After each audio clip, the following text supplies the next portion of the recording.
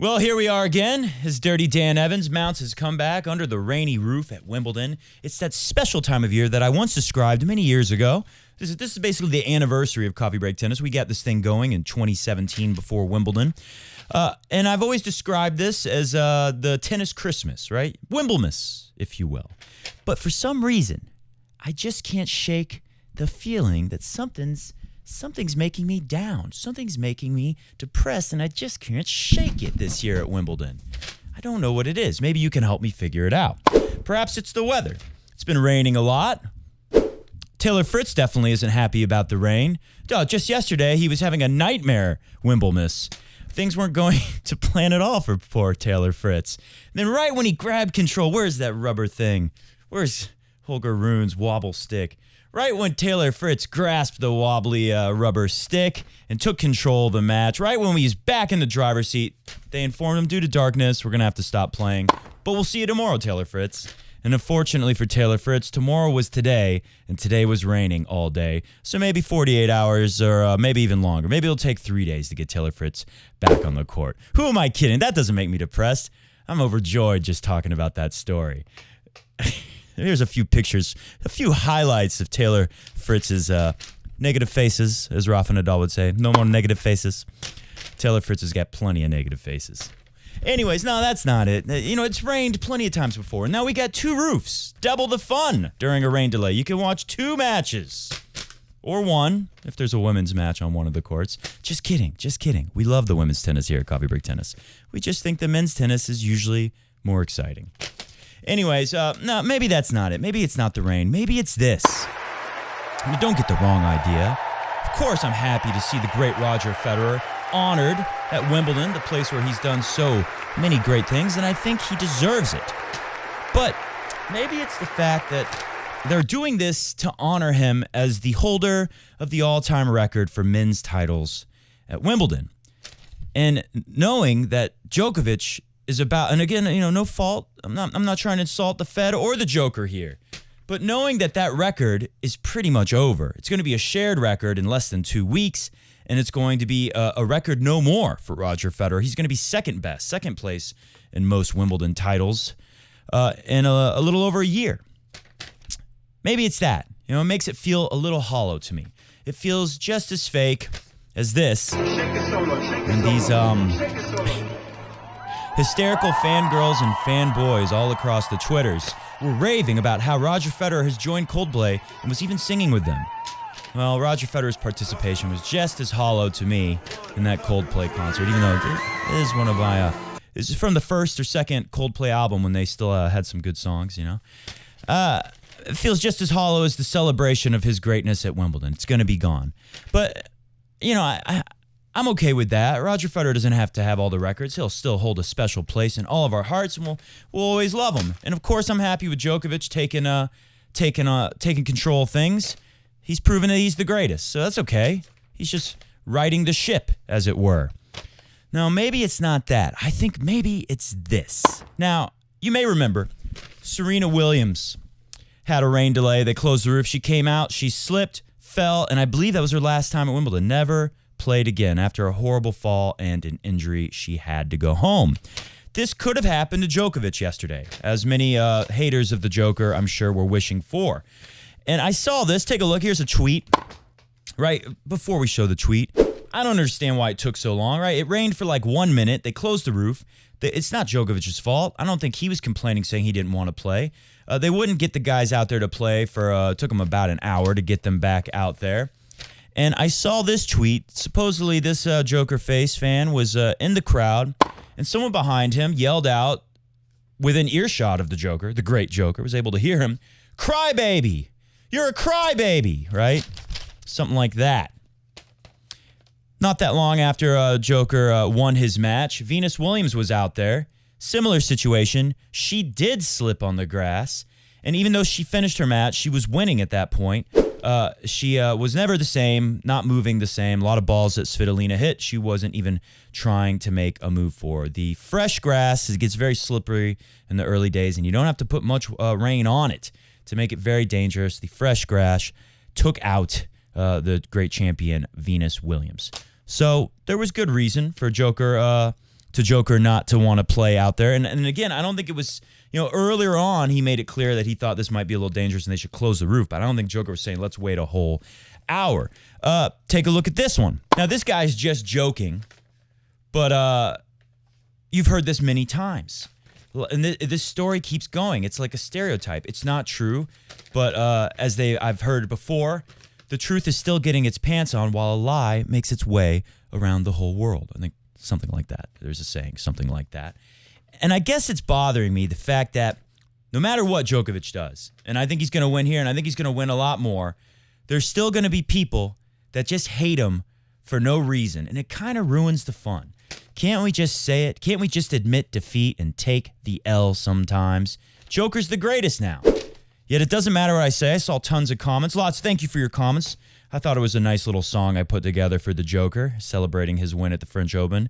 But I still see a lot of comments of these former Fed heads in denial, I guess current Fed heads, Raw fans, whatever you want to call them, in denial forever. And I guess it just makes me depressed that so many things in the world, not just Djoker's greatness, doesn't matter what you say, it doesn't matter how many mountains of evidence or proof there are, people are just going to believe what they want to believe, and no matter what happens. Will they ever admit that Djokovic is the greatest?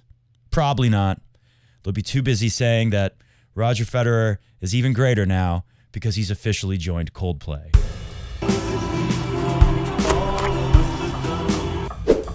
Welcome to Coffee Break Tennis. Happy you're here. Don't worry, I'll cheer up. Wimbledon is always a very exciting time of year. We're still in the French mode, though. We're drinking Evian French water from the Swiss Alps. The French Alps. Die Alpen von Frankreich. We're drinking Evian today, and we're happy to be here. And we're going to go through my draw, which, there's not much to go through because there's been no matches. It's been nonstop rain at Wimbledon this year. Thank you, Mr. Wimbledon, for all of the rain. And maybe part of it is seeing Federer up there, and he's watching Andy Murray, and Andy Murray's got a metal hip, and he's out there winning, and you're just like, couldn't they give him a metal knee? He couldn't get out there and play a little bit more? I mean, there's so many guys, like Jeremy Chardy. I thought he'd be able to give Alcaraz a tough match, and it turned out he gave him a tough set. Guys who are older, who have the experience where maybe these younger guys will have the edge on them on most surfaces, but at Wimbledon on grass, they really still have a chance to do great things. I always thought Roger would be able to hang around long enough to keep winning it, but it's probably going to be Djoker. It's going to be Djoker, who maybe can't win on some other surfaces anymore as he gets older, but I will still have a shot at Wimbledon for years to come. Anyways, my band is playing tonight. It's a surprise last-minute thing on the 4th of July. Happy 4th of July to the Americans out there, and happy 4th of July to England as well.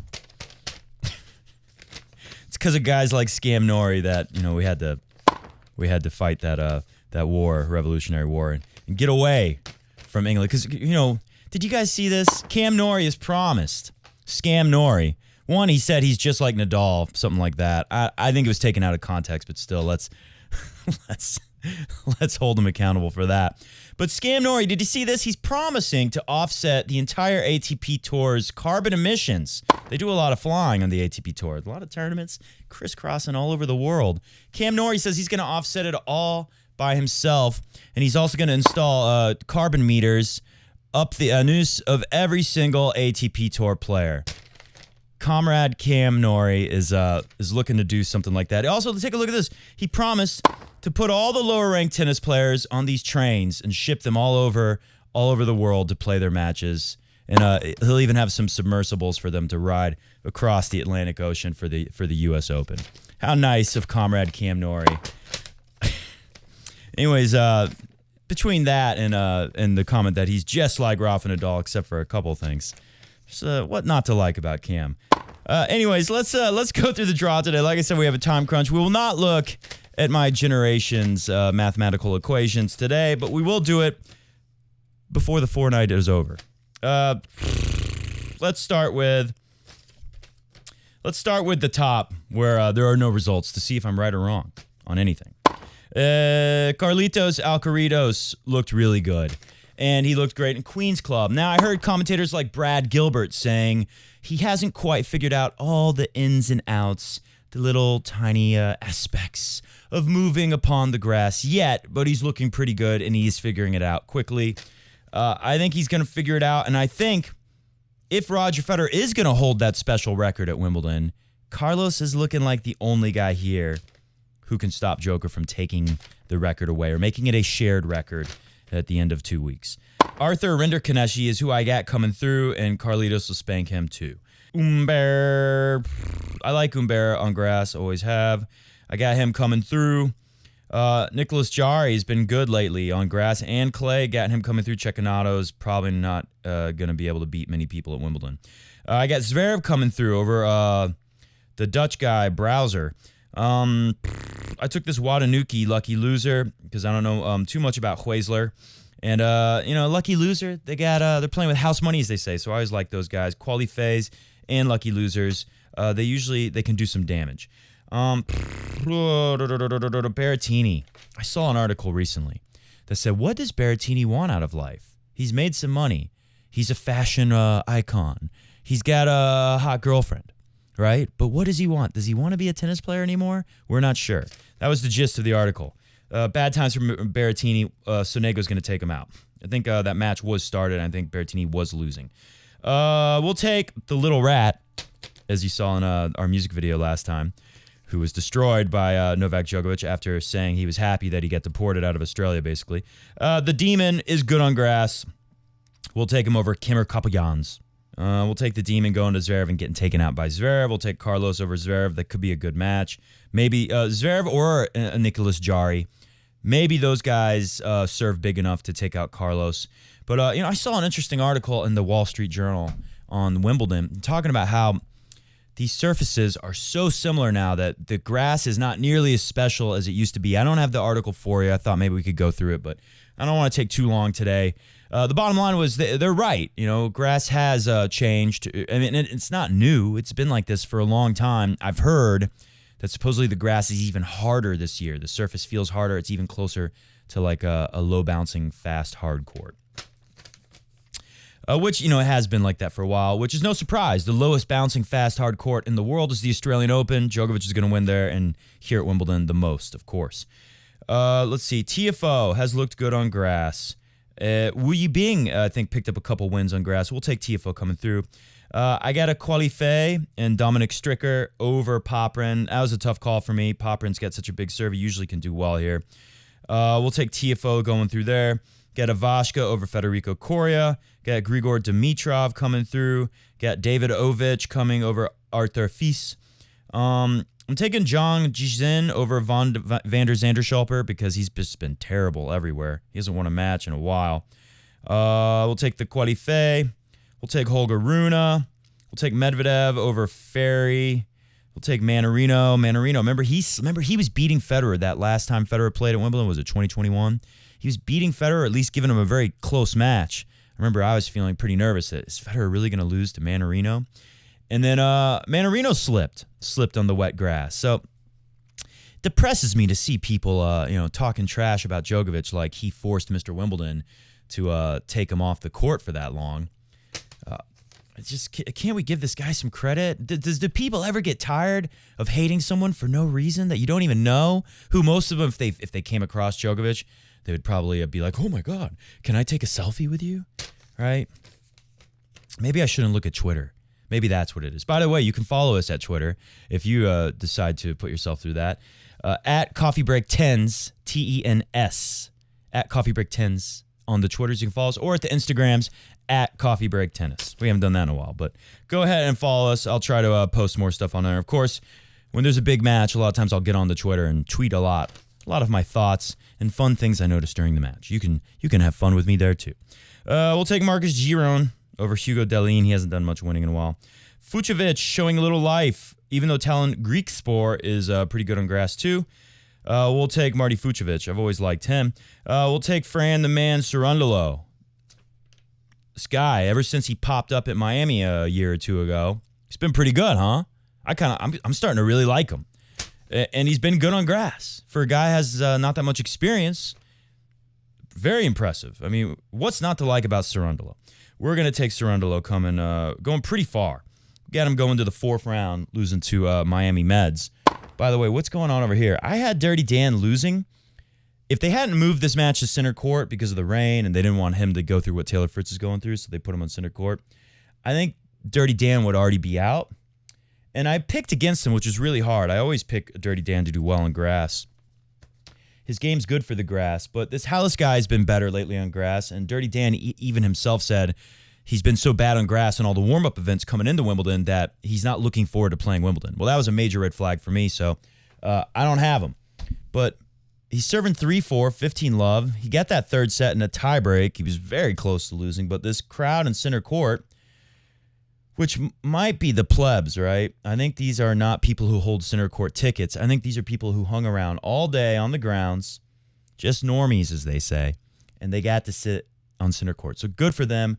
I hope Dirty Dan gives them a 5-set match and loses in the 5th set so that my percentage will be good for how many picks I got correct here. So far, I'm 1 for 1. Carlitos. No other match we've covered so far, and this draw has been completed thanks to the rain. I went with Raonic, even though I saw he came back. It looked like he won a match, and then I saw that he pulled out of his next tournament with some kind of injury. That's alarming, but this is a guy, you know, I've been thinking the last couple weeks, who can beat Djokovic here? I can't think of anybody. Maybe if we could get Andy Roddick from 2006, 2009, and bring him on a time machine back here. I don't know. Milos Raonic, though, is a guy who we've seen in the past who can do very well here, could beat a lot of guys. So even though I have no idea whether he's healthy, all I know is he's probably healthier than Nick Kyrgios. I took him to make it. I got Leheshka coming through also. Fran's going to take him out. We'll take Thomas Paul. We'll take Raonic losing to Francisco Cerundolo. Normally I'd say Raonic, but who knows what kind of shape he's in. Snorri, Cam Norrie, Chuck Norrie. We'll take him, although Thomas Mack was giving him a tough match. Chris Eubanks, what a great story. Guy won. He won in Mallorca. Rafa wasn't there for that match, unfortunately. Anyways, Chris Eubanks, he's from here. He's from Atlanta. He went to Georgia Tech. I've always liked him. Seems like a really nice guy, and I hope he does well here. I got him going to the 3rd round, maybe even the 4th round. Now, this Hamad Medjedovic, Serbian guy, he's been impressive, the little bit of results I've followed with him. Even though Chris O'Connell's got a good serve and volley game, I'm taking the Serbian dude, and I'm taking him over Korda. And who knows if Korda will win that? Yuri Vesely can play on grass, but you know he hasn't exactly been hot. We'll take Big Ben Shelton. I like him on grass. I've been very impressed by young Ben Shelton, who's playing a lot of places for the first time and often finding ways to win, even on the clay. Taro Zaro Daniel, I've heard both pronunciations. Taro, whatever. He's good on grass. He's shown that he can play on grass in the past, but we'll take Big Ben. Cressy has not been doing well. Jera has won on grass. That was a tough pick for me. I want to say Jera, but I'm going to go Cressy because his game to me has always been great for grass. Ryan Peniston. What a story. Last year we were calling him the penis because it is, whether he likes it or not, more than half of his name. However, I heard his story today playing Andy Murray, and John McEnroe, this is why he's the greatest. He's one of the funniest things I heard a commentator say. His brother, Patty Mac, was the commentator. He told him the backstory. One, Ryan Peniston, who we will not disgrace anymore by making fun of his name, calling him the penis. Ryan Peniston, one, he had cancer as a baby and had to get like chemotherapy. He's like a 1 and 2-year-old. So that's an incredible story that he had that, and now he's playing at Wimbledon. And the story I like even more is that when he was young, his neighbor came over to tell his dad that I guess him and his brothers were throwing apples at their house. And the dad was like, oh, you guys got to stop doing that. That's terrible. And then they found his old tennis rackets, and they started hitting the apples with the tennis rackets, which I thought was great. And then after Pat McEnroe told that story to his brother John McEnroe on the Wimbledon broadcast, Johnny Mac said, that story's kind of similar to the story of Adam and Eve. One bite of the apple. It was all it took. Incredible, Johnny Mac. The funniest thing I've heard a commentator say in a long time. It's usually Johnny Mac who says funny things. Anyways, we got Murray coming through. Ryan Peniston, who we'll never make fun of again. Good on him for having a decent showing out there. He did eat a bagel from Andy Murray, but hey, he knows what the Brits want. He's a Brit himself. I got Steph Tsitsipas, who is in love now. He's got that girlfriend. He doesn't care. He can lose to just about anybody now. It doesn't seem to bother him. Terrible results on grass, as always, but even worse this year. However, Dominic Thiem has never been good on grass. I believe Dominic Thiem won the first set. I still have Steph Tsitsipas going through. I don't have him beating Andy Murray, though. Andy Murray says he's the best he's ever felt since 2016. So if that's true at all, Murray looked pretty good to me. Everyone's going to be tougher than Peniston. Well, maybe not Steph Tsitsipas. I think Murray's got him. I think he can beat Big Ben. I think he can beat the Serbian dude or Eubanks. I think Medvedev will get Murray if we can rely on Medvedev to make it. Murray could be our semifinalist. Is Murray going to beat Carlos Alcaraz? What a story that'd be. That'd be incredible, but I don't think so. Who could stop Alcaraz? Jari, Zverev, Meds, Murray.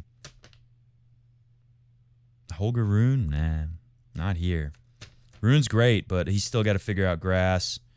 It's amazing. I'm amazed that I'm even giving Rune that much. Not a lot of specialists. Not a lot of guys who have experience that are in a good rhythm right now. Anyways, let's go to the other side where we actually can see results. I got a lot wrong, but I got a lot right in a row. And then we'll get out of here. But anyways, let's take a look at this. Yannick Sinner came through against the younger Cerundolo. Kecmanovic I thought would come through. I was wrong. Shorty D's been so bad, but I should have went with experience there, although Kecmanovic has played on grass before. Altmaier, German guy. I think Germans have more access to grass courts when they're younger. I think Germany has more grass courts than most places. So I tend to go with German guys a lot. But anyways, he lost. I should have went with Alexander Vukic. Dirty Dan, serving 4-5. Maybe going to be another tiebreak here. We'll take Go Ask Hallis. It was what I did pick. Dirty Dan. I like Dirty Dan's chances right now. If he can get out of this, if he can get to a fifth set, I really like his chances. But here on center court with the crowd behind him, I like his chances. But I got Hallis in the draw. Nishioka I picked. I was wrong. Got a lot of wrong ones here. Oscar the Otter, even though he didn't do good in Germany, lost first round, I think he has a good game on grass. We're taking Oscar the Otter, and he won. Got that one right. Big upset I called. Hanfin over Taylor Fritz. So close. Looked like Fritz turned it around, but we'll find out tomorrow when they finally get back out there. Fritz, such a bad attitude. I think a lot of him losing. He won the first set, and then he loses 2 in a row. I think a lot of that was just his attitude. What a crybaby Taylor Fritz is.